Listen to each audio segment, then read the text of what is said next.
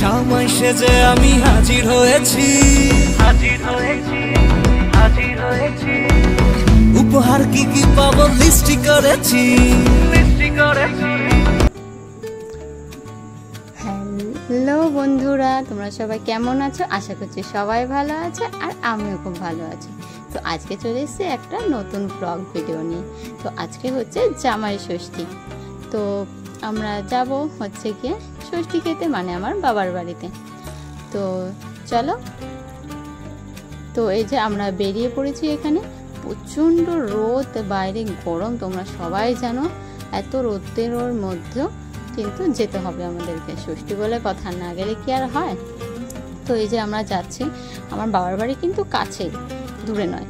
তো আমরা এখান থেকে বাজারে গেছিলাম একটু কেনাকাটা করার জন্য। তো সেখান থেকে এবার রওনা দিচ্ছি মিষ্টির দোকানে।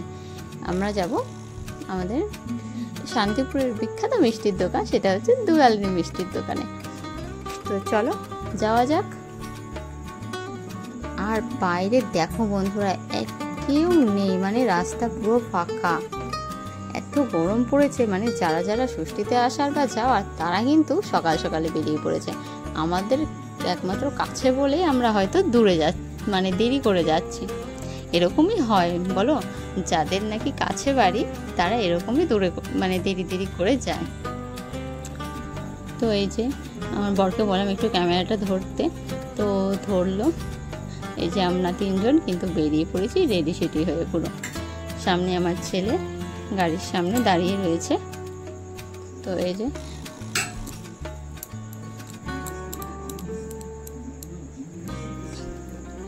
এত গরমে বাইরে বেরোনো মানে কি বলবো, কি একটা বিশ্রী পরিস্থিতি, সেটা সেই সময় শুধু ফিল করতে পারছি না। আর রাস্তাটা সেরকম ছিল বাজে, কেন কি প্রত্যেকটা অলিগলিতে টাইম কলের পাইপ নিয়ে পুরো ভালো রাস্তাগুলোকে খারাপ করে দিয়েছে। তো যাই হোক, আমরা প্রায় চলে এসেছি কাছাকাছি, এখনো বেশ কিছুটা আছে দূরে, মানে প্রায় চলে এসেছি বলতে পারো।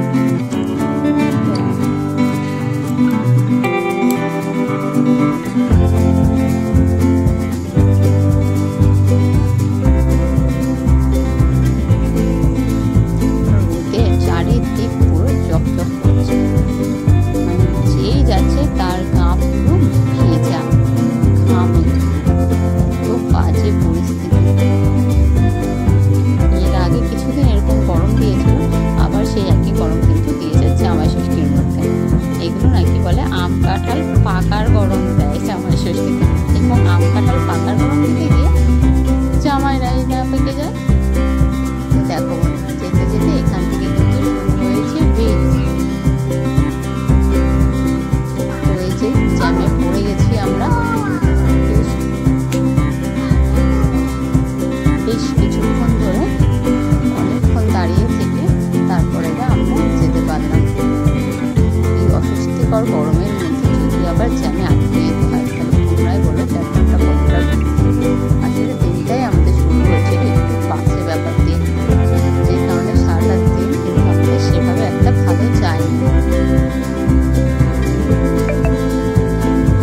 বেশ কিছুক্ষণ আমরা দাঁড়িয়ে বোর হচ্ছিলাম বলতে পারে, মানে ভীষণ বাজে একটা ব্যাপার। সামনে একটুখানি আগে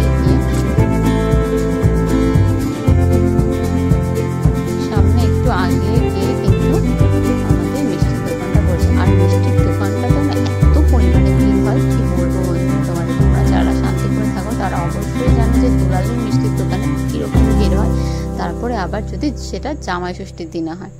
তো এই যে আমরা কিন্তু ভেবেছিলাম মিষ্টির দোকানের পুরো ভিডিওটাই তোমাদের সাথে শেয়ার করব, কিন্তু সেটা আর হয়ে ওঠেনি, কেন কি দোকানের সামনে এত ভিড় ছিল, যার কারণে আমরা গাড়িটা কিন্তু বেশ কিছুটা দূরেই রেখেছিলাম। আর যেহেতু গাড়িতে ব্যাগপত্র ছিল, সেই কারণে আর আমি যাইনি। যে আমি বললাম যে আমি গাড়ির কাছেই দাঁড়াই, তুমি ছেলেকে নিয়ে যাও। তো ওকে বললাম ফোনটা নিয়ে যেতে, কিন্তু নিয়ে গেল না, কেন কি ছেলেকে নিয়ে ও ফোন নিয়ে আবার মিষ্টি নিয়ে আসতে পারবে না, ছেলেটা খুব দুষ্টু করে। তো তো এই যে ও আর বাবা যাচ্ছে, আর বাবা যাচ্ছে মানে ছেলে যে যাবে না এমনটা তো নয়, ভাবছে বাবা কোথায় না কোথায় যাচ্ছে। ওই যে ঢুকলো ও মিষ্টির দোকানে, আর আমি এই যে এখানে রাস্তায় দাঁড়িয়েছিলাম। তো দেখো আমার অবস্থাটা কি, মানে এত গরম লাগছিল যে আর কোনো কথা বলতে ইচ্ছে করছিল না, আর তার মধ্যে ছিল প্রচণ্ড পরিমাণে ভিড়। তো আমি এখানে বেশ কিছুক্ষণ ধরে ওয়েট করলাম। তো ওয়েট করার পরে আমরা কিন্তু চলে এসেছি, সেটা আর তোমাদের ভিডিওতে দেখানো হয়নি। তো আমরা ফাইনালি বাড়ি এসে ভিডিওটা কন্টিনিউ করছি। তো দেখো এই যে জামাই কিন্তু রেডি একদম শ্বশুর বাড়িতে ঢোকার জন্য, হাতে নিয়েছে মিষ্টি দই, সাথে গিফট আর একটা আমাদের ছোট ব্যাগ। যেহেতু কাছেই বাড়ি তাই সেভাবে কিছু নিয়ে আসার প্রয়োজনীয়তা হয়নি। তো এই যে জামাই ঢুকছে প্রথমবার নয়, আমাদের কিন্তু এটা অনেকবার ষষ্ঠী, মানে মিষ্টি আনায় একটু লজ্জা পায় হাতে নিয়ে ঢুকতে। তো এবার যাই হোক আমি বললাম তুমি এটা হাতে নিয়ে ঢোকো, আমি ভিডিও করছি, যেহেতু কোনোদিন তো নেও না হাতে করে, আমার হাতে ধরিয়ে দাও। তো সেই কারণে ওর হাতে দিয়েছিলাম, কিন্তু দুর্ভাগ্যবশত আমার মা সেটা দেখতে পেলো না, কেন কি মা গিয়েছিল ষষ্ঠী পুজো করতে। তো এই যে আমার দাদা বৌদি ওরাও কিন্তু রেডি হয়ে গেছে ষষ্ঠীতে যাবে বলে। আমি ওকে জিজ্ঞেস করছিলাম যে তুমি এখনও যাওনি তোমরা? বলছে না আমরা এখনও যেতে পারলাম না, তোমরা চলে আসলে। তো যাই হোক একটু মজা হাসি করে নিলাম। তো আমি এই যে দাদার হাতে ধরেই দিয়েছিলাম আমাদের ক্যামেরাটা, তো একটু ভিডিও শ্যুট করে দিল আমাদের। তার গরমে আমি এত ঘেমে গেছিলাম, তাই বৌদির জল টল দিল, আর আমি একটু ঘরের পাখা নিচে বসলাম। তো যে ওকে বললো তাকাতে, আরও এরকম করে মুখটা ভেচকে দিল। আমার দাদা একটু চারিদিক ঘুরিয়ে দেখিয়ে দিল তোমাদেরকে। তো যে আমরা এখানে জায়গাটা গোছাচ্ছিলাম, সব এলোমেলো হয়েছিল। আর এই দেখো আমাদের পুচকু সোনা, ওর যেটা কাজ ও সেটাই করতে থাকে, সারাক্ষণ দুষ্টুমি করা ছাড়া ওর কিন্তু আর কোনো কাজ নেই। তাই ওর মামাকে বলছে একটু হেঁটে আয় তো দেখি তুই কেমন পারিস। তো এই যে ও হেঁটে আস্তে আস্তে আগিয়ে আসছে, ওকে মনে হয় আগিয়ে আস্তে আস্তে মনে হয় বাইরে চলে যাবে পুরো, আর ওর মামা ওর ভিডিও শ্যুট করেই যাচ্ছে। তো যাই হোক মনে হলো একটু দিয়ে দিই আর কি, তো সেই কারণে ভিডিওটা আর কাট করা হয়নি। তো এই যে এখানে রয়েছে গিফট। তো দাদা বললো তুই কী গিফট এনেছিস দেখা। আমি বললাম এটা তোদের জন্য যেহেতু আনিনি তাই তোদেরকে আর দেখাবো না, মানে প্যাকেটটাই তুই খালি দেখ। তো ভাই বোনদের মধ্যে যেটা হয়ে থাকে আর কি, সেটাই হচ্ছিল। তো এই যে জামাই গরমে সব জামা টামা খুলে ফেলেছে, খুলে কিন্তু সকালে জলখাবার খেতে বসে পড়েছে। সকালে করেছিল মা লুচি আর ঘুগনি, আর লট চমচম আর সুজি করেছিল। তো সেটাই খাওয়া দাওয়া করলাম আমরা সবাই মিলে, আর ওর সাথে বসেছিল। বাবাও খায়নি, যে আমরা আসবো তারপরে খাবে। তো ওকে আর বাবাকে একসাথে খেতে দিয়ে দেওয়া হলো। দাদা বৌদিরা যেহেতু বেরিয়ে যাবে সেই জন্য ওরা একটু আগেই খেয়ে নিয়েছিল। তো এই যে সবাই খাচ্ছে, আর এই যে দেখো তো খেতে খাওয়া দাওয়া সেরে টেরে এরপরে আমার মার শরীরটা এতটা খারাপ হয়ে গেছিলো বন্ধুরা, কি বলবো, ওই একটা বিচ্ছিরি ব্যাপারে আমরা পড়ে গিয়েছিলাম। তো যেখানে একটু শুয়ে রয়েছে, তো পুচকু এনে প্যাকেটে কি মানে গিফট এনেছে সেটা দেখাচ্ছে। এখানে ছিল বাবার জন্য একটা শার্ট, আর একটা ছিল বেড কভারের সেট। শাড়িটারই মা খুব একটা মানে রয়েছে অনেকেই বলছে আমার জন্য শাড়ি টাড়ি কিছু আনবি না, কিছুই আনবি না, কিন্তু তবুও নিয়ে আসলাম। মানে না আনলে মনকেও ঠিক বুঝ দিতে পারি না, এরকম একটা ব্যাপার আর কি। তো সেরকম কিছু আনা হয়নি এবার সেভাবে। তো তাই একটা আমি বললাম তাহলে শাড়ি যখন নেবেন তাহলে একটা বেড কভারের সেট দিয়ে দিই। তো দেখো বেড কভারের সেটটা দিয়েছে। আর আমার বাবা ওইসব জামা ছাড়া কোনো জামা পরে না, মানে শীত বলো গরম বলো, আমার বাবা সবসময় ওই হালকা পাতলা জামা পরতে খুব ভালোবাসে, সেই কারণে বাবাকে ওই জামাটা দেওয়া হলো। তো বেড কভার সেটটা কেমন লাগছে তোমরা অবশ্যই কমেন্টে জানিও। তো এই যে মা আবার দেখে, এই দেখো আমার মা এখানে বলছিলাম না একটু আগে যে ভীষণ একটা বাজে ব্যাপার হয়েছে, সেটা হলো যে মা ভীষণ অসুস্থ হয়ে গিয়েছিল এই গরমে। তারপর সারাদিন উপোস করে দুটো লুচি খেয়েছিল। তো তারপরে তোমার হচ্ছে কি মানে এতটা শরীর অস্থির হয়েছে, চোখ মুখ উল্টে দেওয়ার মতো পরিস্থিতি হয় আর কি। তো তারপরে ফ্রিজে জল টল মুখে টুকে দিয়ে, তো আমি বললাম তুমি শুয়ে থাকো আমরা করে নিচ্ছি। তো বাবা বললো তুই থাক, তুই গুছিয়ে দে, আমি রান্না করে দিচ্ছি। আমার বাবা কিন্তু রান্না করতে বেশ ভালোই পারে।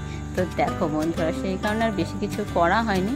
তাই এবার জামাইকে খেতে দিয়ে দিল। ছিল ডাল আর চিকেন কষা, দই, মিষ্টি, আম, ছিল মাছ ভাজা, স্যালাড ছিল, লেবু আর চিপস।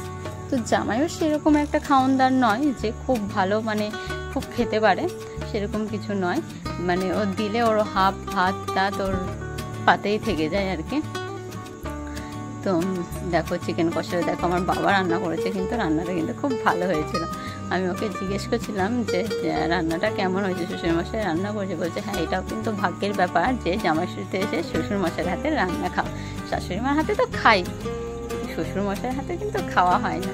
তো খেয়ে বললো, আমি ওকে জিজ্ঞেস কেমন হয়েছে, তো দেখাচ্ছে খুব ভালো হয়েছে। তো এই দেখো ও খাচ্ছে। তো ও খেতে খেতে আমি ভিডিওগুলোকে করে দিচ্ছিলাম যে দেখো খেতে পারে না, মাছে প্রচণ্ড বলছে বাটা মাছে খুব কাটা থাকে, ও মাছ তারপর কোনো রকম ভাজা বলো, পটল ভাজা, বেগুন ভাজা ওইসব কিছু খায় না যে ওকে করে দেবে। তারপর আইসের সমস্ত কিছু নিয়ে আসা হয়েছিল, কিন্তু আর করা হয়নি মার শরীর খারাপের জন্য।